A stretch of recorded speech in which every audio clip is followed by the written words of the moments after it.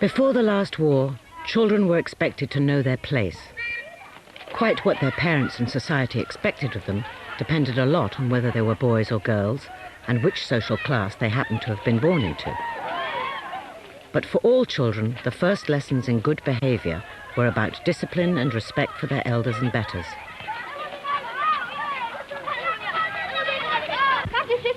Away from our door, all my windows are smashed and the kids won't go to school and nothing else with them. It's a damn nuisance out here every day. Your boy I don't know what... Come on in here, you! I don't know what I'm going to do with them. Get in there, Don't you let me catch you playing Get in here, here. This policeman's going to lock you up. Go on. You go. Never mind your side. Come on, ask your mother. They got slapped. I did find it very stressful. It was always down to me. I was the one to dole out the punishments, and I don't know that they're any the worse for it, but I was a bit hard, I suppose. I was known to be.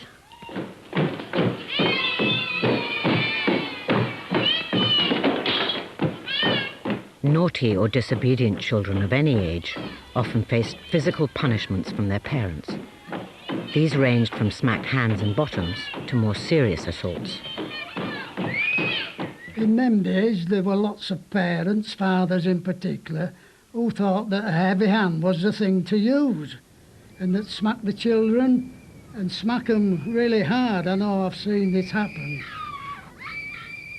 But not in our household. I didn't think it was necessary. If Norma, by any chance, ever threw a tantrum, which was very rare, I would deal with that by taking her on my knee, cajoling her, giving her a kiss, telling her a bedtime story, because I never believed in corporal punishment. I mean, I didn't think it was necessary to smack a child. Playing in the street should be discouraged. These boys are certainly getting a kick out of it. He was a lovely boy. But that means a pain for somebody. My husband went to hit him, and I said, George, I happened to see him, good job I did. Otherwise he'd got a nice clout round the ears, I expect. So when the children weren't there, I said to him, George, I brought up those 4 children, never had to hit them, apart from a little smack here and there, just a little smack. So I said, I don't want you to hit them, because your hands will be very hard to what mine are. I'll correct the big ones if they need it. So that stopped it. I was brought up to behave myself at the table, and I wanted to bring mine up the same way. That's mine. That's mine. I can have it. No, I want it. I want it. And I had a cane hanging on a picture. I never used to get it down, but if the children misbehaved themselves at a meal, I used to say to them, shall I get it down? Not another word you wouldn't hear. Everything would be quiet. So that's, I suppose that's really, it was daring to hit them, and that's why they behaved themselves. If the children got very tiresome and very naughty, one used to give them a slap, but never touch them on their heads. Used to give them a slap on their arm or on their leg, and speak firm. And when you said no, you meant it. And if a child told a lie, it had to come into the drawing room where I would be sitting alone. This was rather frightening because they mostly were on there all together. And there would be myself with a ruler, which I would then ask the child to hold out the hand, slap it, and say, we cannot live together unless we can trust each other, and if you tell lies, we cannot trust. Mothers played an important role in the character training of their children. Middle and upper class parents stressed the importance of formal manners, and they particularly disapproved of any display of emotion by children. Manners and self-control and discipline, very important in the training of a child. The moment anybody came into the room, they had to get up and stand up. And not be spoken till you were spoken to either. I always remember telling you, lift up your head and look them straight in the face too. You were always teaching them not to cry and have great self-confidence. Because I remember my second boy, Hughie, if he hurt his knee, he used to pinch his knee together and say, "It hurts, Mummy, it hurts," while he was being dressed, but he wasn't allowed to cry. There was a rule that you didn't really cry unless you had blood. If you had blood, that was allowed to cry. But if you were hurt, no, you had to have stiff upper lip and take it really on the chin, more or less. That sounds a bit brutal, but obviously I would comfort them. But the one thing would be not required would be tears. The discipline was strict, and therefore we had this idea that it would be rather nice not to be disciplined for one day in the year.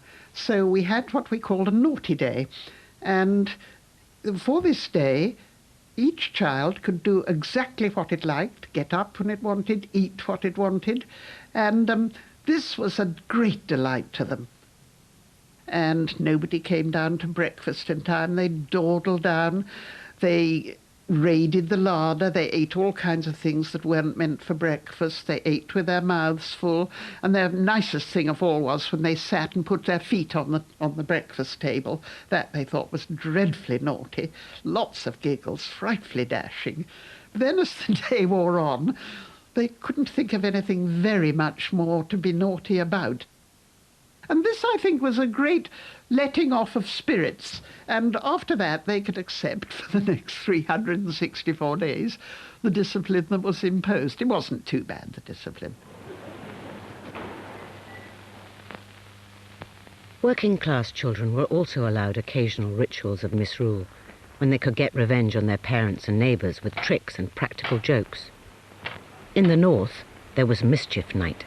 Where I live, near Pontefract, the children used to have Mischief Night. That's the night before Bonfire Night. We used to give in to them. We know they used to do tricks, but we let them do them because it was their special night. For instance, they used to tie the door handles of my neighbour's door, and then they'd knock on the door, run and hide behind the coal houses, and then when they tried to open the door, they couldn't open them, and they used to laugh, think it were great. Then another time they probably put a firework through the letterbox, frighten you to death, with a bang, little, as we called them, halfpenny squibs then. And you felt like knocking their heads off. But we let them have their way that night. Hayricks are just made for boys to play around on, or so many boys think.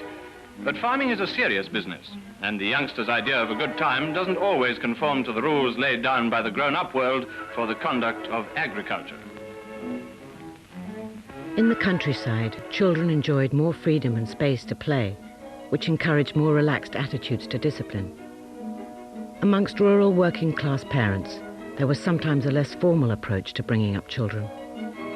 They had all the free time in the world and all the world to play in. So they made their own entertainment.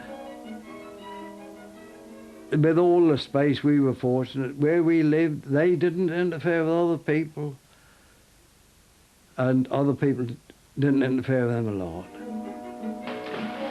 Of course, we did have hair-raising things. There'd be no enter a dyke and come home like the devil himself. I never thought it necessary to smack a child. We didn't administer any corporal punishment. There was no question of that whatsoever. And we were quite satisfied. We think it paid. Very often we'd have to put one in another room and such like. But we didn't. We always took the view that have to use physical force on your children was defeat. You were beaten. That was defeating yourself. More sensitive parental attitudes gained wider acceptance with the emergence of child psychology. Official films advised parents to be more understanding towards things like fear of the dark.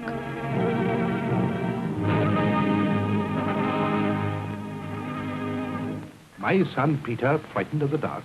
What nonsense. Peter, be a man. With the reduction in family size and improved housing, More and more children had a bedroom of their own. In an age when children were getting used to electric light in the evenings, darkness became very frightening. Oh, no, darling, no more. Into bed now.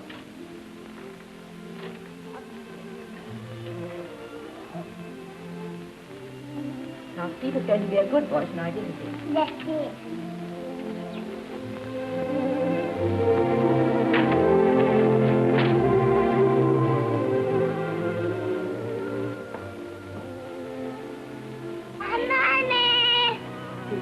You promised.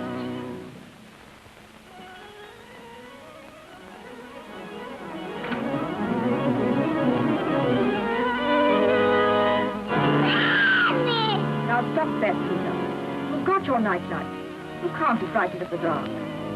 Peter, I'm not coming in again.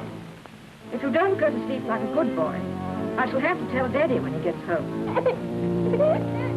I don't believe in shouting at children, particularly if they're frightened, because that won't stop them being frightened, won't stop their imagination. When my older son said that there were little men coming out of a crack in the skirting board so he couldn't sleep, now what good would it have done if I just shouted and said, "Don't be stupid, that can't be... They can't come out of a little hole like that," because he'd still, if he'd had thought that they were coming, they'd go on coming. So what I did, I said, oh, well, I'll stop them from coming out by blocking up the crack.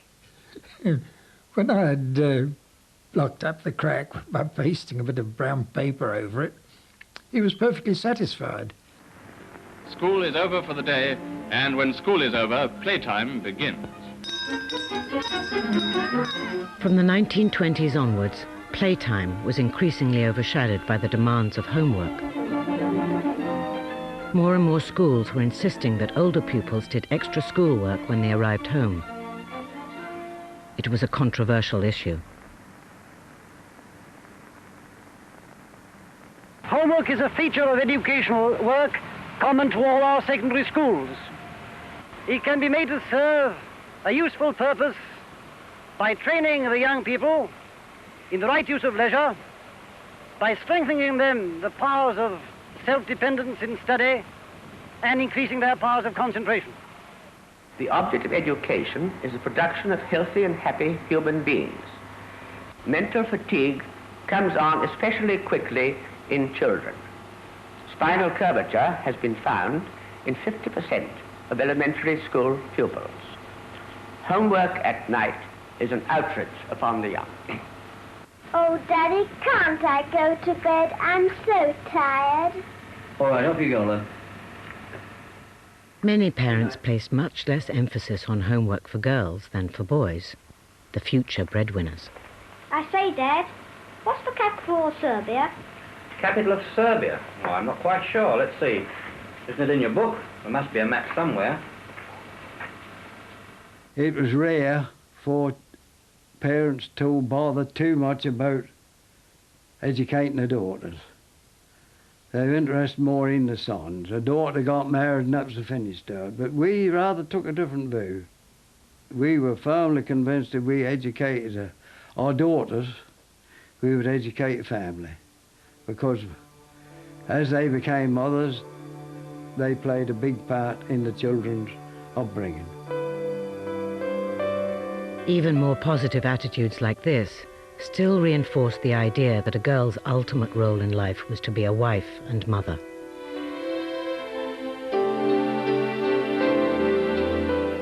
Girls were given formal training in their future maternal role. The government's apparent aim was to improve the skills of mothers so they would rear healthier children. Mothercraft and housewifery lessons were part of the school curriculum. We were shown how to bath it and how to lift it out the bath and wrap it up. Wasn't really very good training for a real baby, but it was the basic. It almost indicated that part of your life would be, there would be a baby in a cot beside your bed, and that would be part of your lot in life. That is what we were trained for. We were going to be housewives, and that's what we were being taught. We did one term cooking, one term you do laundry, and then another term we did do a bit of house cleaning. But of course girls then, that's what you were geared for, to be a housewife and a mother. There was no idea of being anything else.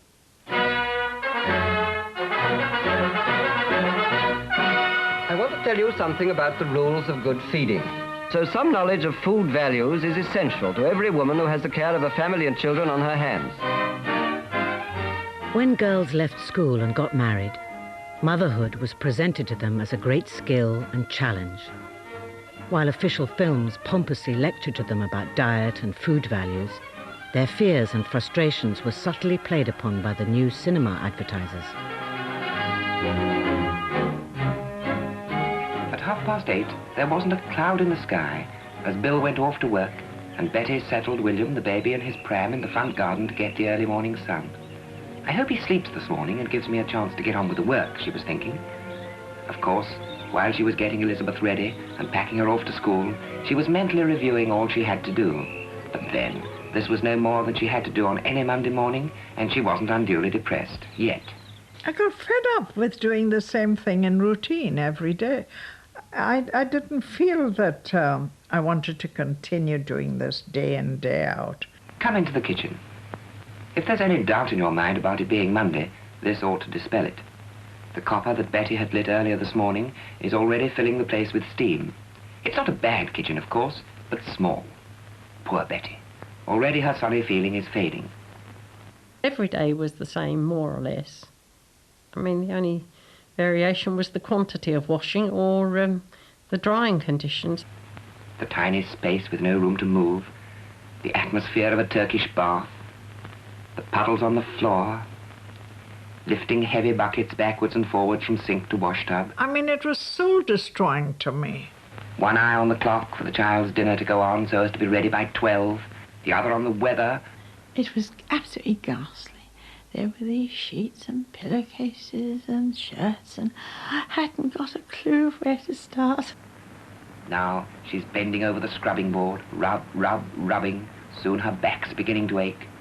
Everything you did was done by hand. I can remember the tears falling into the sink when I was doing the washing. Wringing the water out, stirring the clothes round. I can even now recall the feeling of waking up and thinking, not another day of it. But there wasn't really time to feel self-pity because there wasn't anything you could do about it, and if you'd given in, well, you'd go under. Then William wails, and she has to run out to him.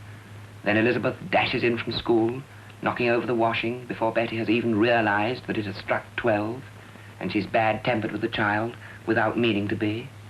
Just that feeling you can't cope any longer sort of thing, and there wasn't anything else to do than have a good howl. She's feeling that her good looks are going, and always she is looking down at those hands of hers getting more red and unlovely.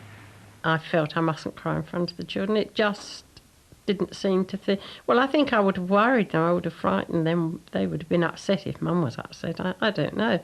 But I think I just always told myself I wasn't going to be upset when they came home. Well, that's finished.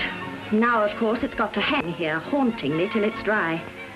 Why does it always rain when I've a pile of washing to do? It's no good standing here looking at it. I'm going to sit down quietly and have a cup of tea before I start the dinner. The drudgery of housework was vividly portrayed by the manufacturers of the new labour-saving devices. They promised a new world of freedom and happiness for mothers if only they bought a washing machine. Woman's Hour. This morning we have a Yorkshire housewife in the studio, Mrs. Trant. I want to talk to you about washing day. Washing day in your home. Oh, you're not going to switch off the radio, are you? Please don't. You see, I'm going to tell you about something that I'm sure will interest you. The labour-saving home laundry of the future. No, it's not an impossible dream, a planner's paradise, but a dream that every one of you can share. Every one of you can attain. So I want you to relax. Settle yourself comfortably in your chair and relax. Forget the strain of the washing day. You've I'd just seen stumbled washing through machines social advertised, ties and come with me. and it sounded as though it was going to be the end of wash day as I knew it. What a pleasure there is in using a wringer that works itself. Only a switch to turn instead of a heavy handle. Rubber rollers too, so that you don't break your buttons. But when I first got a washing machine, it really wasn't that dramatic. The machine did the work that my hands and my back had done, but it didn't by any means set you free of the kitchen. Now you take up the second load to put in the basket, pushing up the third and fourth loads, so they will be handy when the time comes. The more washing you did, the more ironing, and my ironing never ever ceased. If I ever came to the end of a pile of ironing, there was a line for still to do, and the housework was always there. The children were there. The machine didn't take any of that away, so life was still very, very, very hard. Happy in the morning, 'cause the water's hot. We can bath an army, the Ascot does the lot. Happy after breakfast, 'cause the water's hot. Dirty, greasy dishes are left without a blot. Cleaning house... Heavily promoted new gadgets, in fact, did nothing to alter the main problem for women, the division of labour between husband and wife. Happy in the evening, 'cause we know we've got water everywhere and always boiling. In all social classes, the father did little or nothing to help with the children and the housework. At home, it was his prerogative to relax after his day at the office or the factory. We tried to do a little bit of division of labour, but he said, "What labour? You're at home." He saw his role as just going out to work and earning what money there was to be earned. And the things that went on in the home, changing the babies, washing the babies, cooking the food, that was my job. It was just my job. I mean, it wasn't a point for discussion because that's just how it was. Man's work was man's work and women's work was women's work. And that a woman did all the chores within the house and hanging the washing out and things like that. And the fella just, all his leisure time was up at the pub or out playing darts or skittles or whatever. But I never held them views. Men who did help with the chores were frowned upon, not only by other men, but by some women too. Good morning, Mr. Joe. Good morning. Maybe thought I was a bit of a pansy, sissy, whatever, and that I was out of step. Quite a little housewife, aren't you? There's nothing wrong in washing out for your wife or helping with the washing up. Smalls today, I see.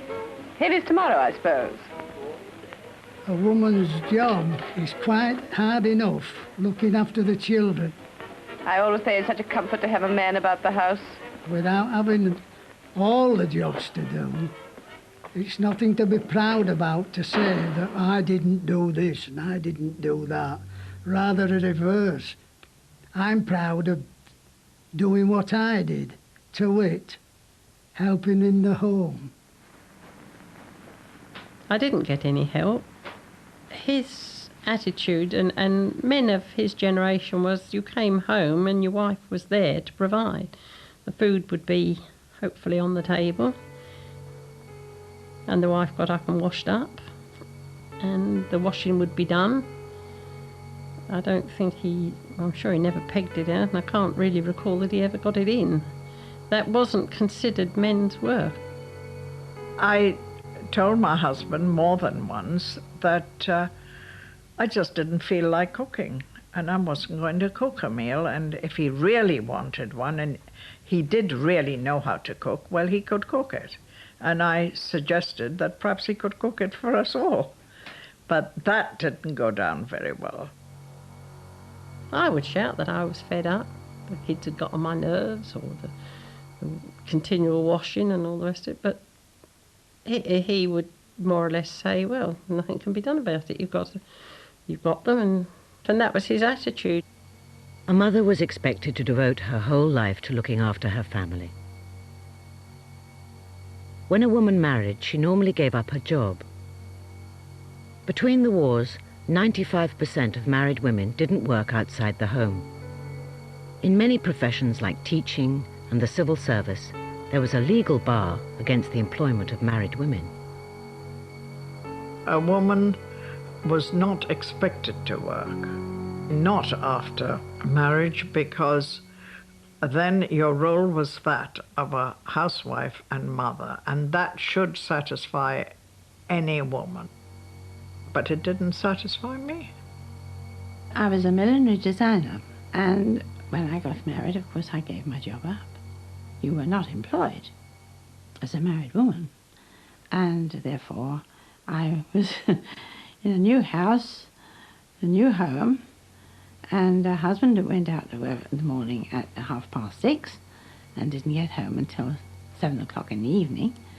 And you can just imagine that by about 10 o'clock in the morning, I had nothing all day long stretching in front of me.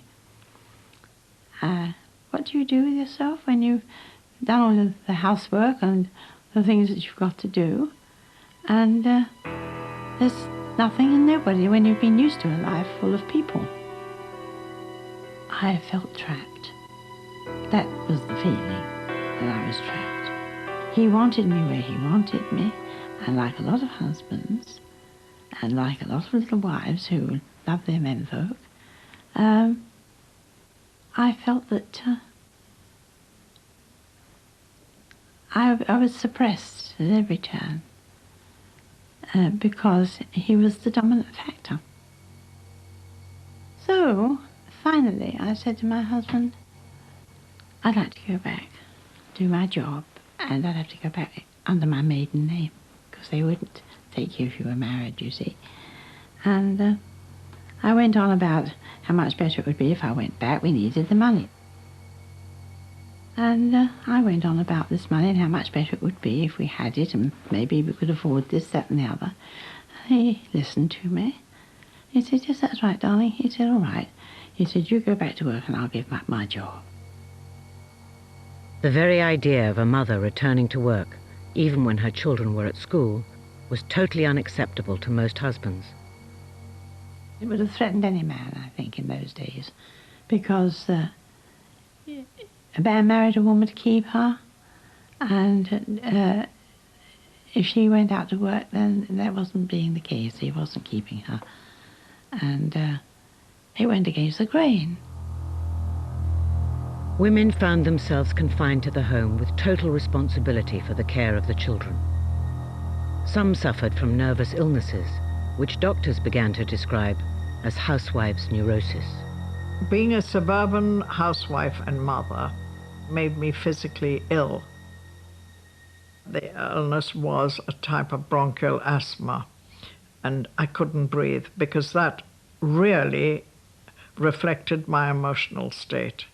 I felt it stifling to be at home, to be just within these four walls and being tied down to being a wife and mother only. What it led to was a nervous breakdown, and it's very frightening. And it took me a long time to get over. It took me about 14 years, a long time. But it was very unpleasant, and that really was the result of me not having enough to occupy my mind. My husband never ever realised it, never. The fact that I needed just more than dusting chairs and washing up and washing. He didn't recognise that fact.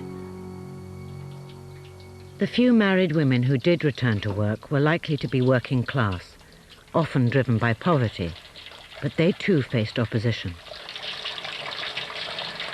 Ivy Summers had the chance to work as a fish fryer. Even though she had 11 children, she was determined to take the job. Not only did she have to move the family in above the fish shop, she also had to persuade her husband, Harry, to follow.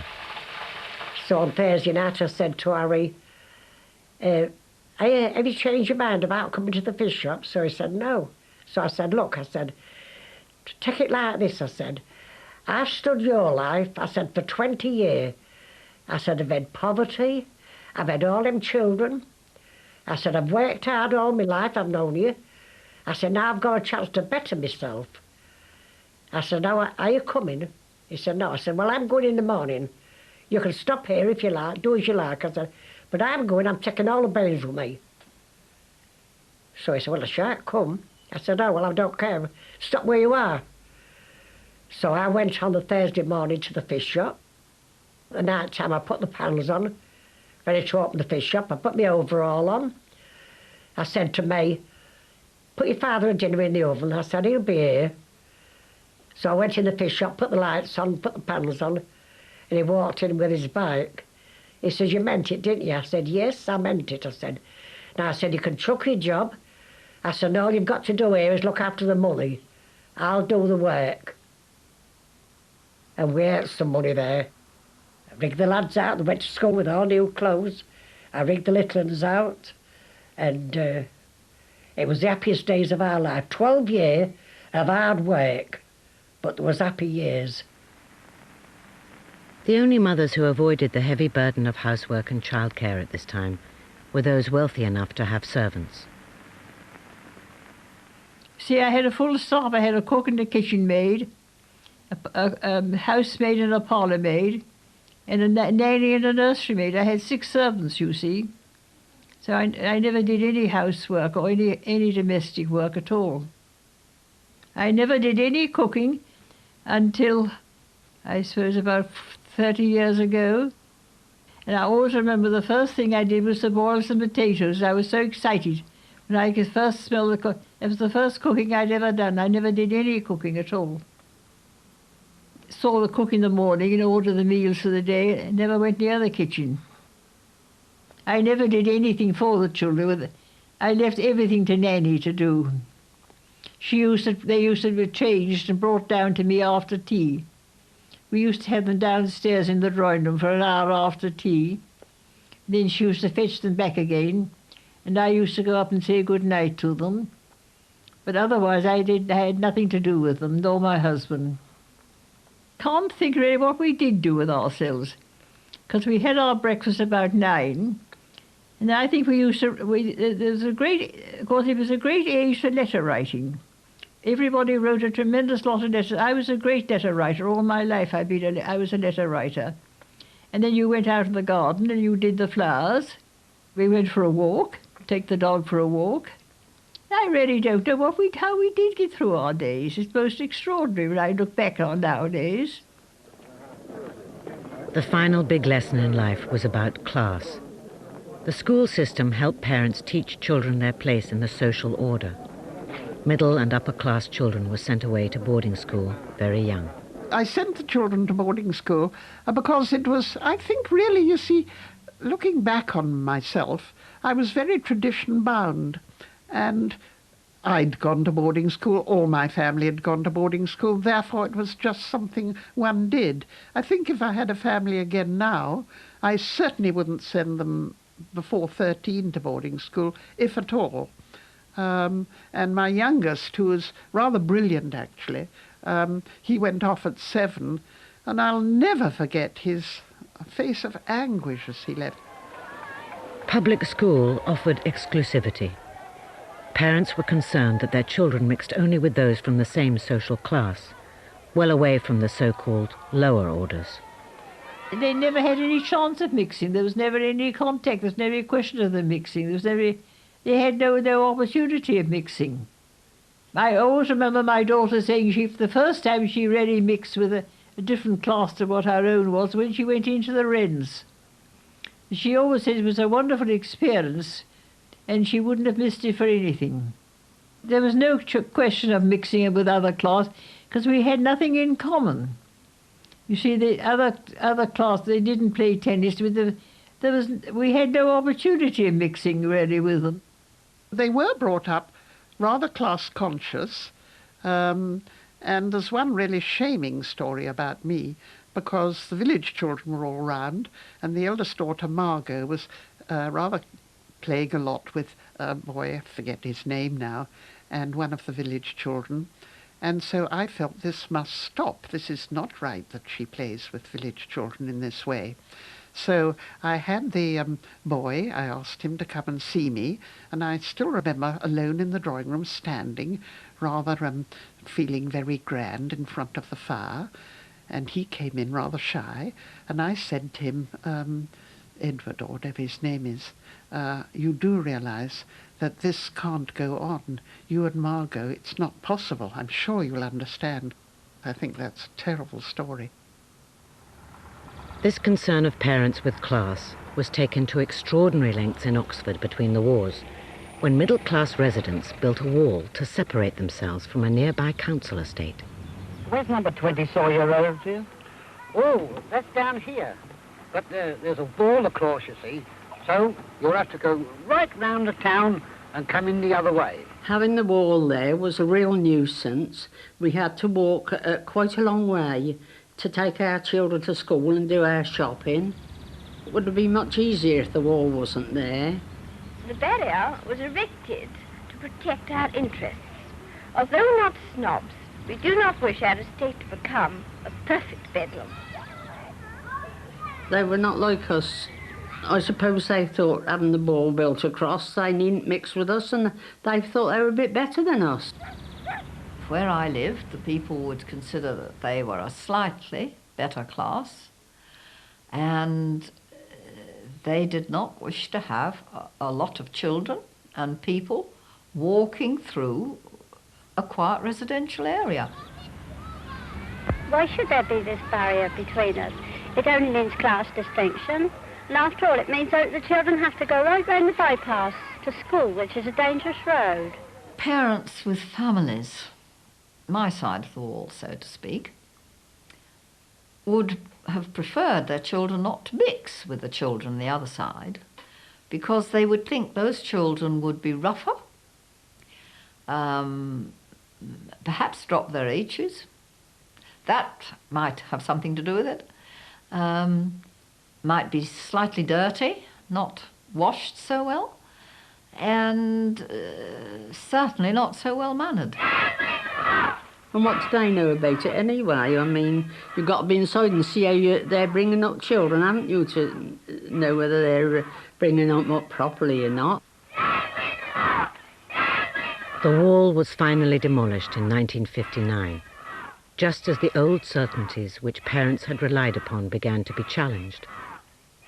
For British parents, such matters as discipline, the roles of boys and girls, and class would never again be quite so simple.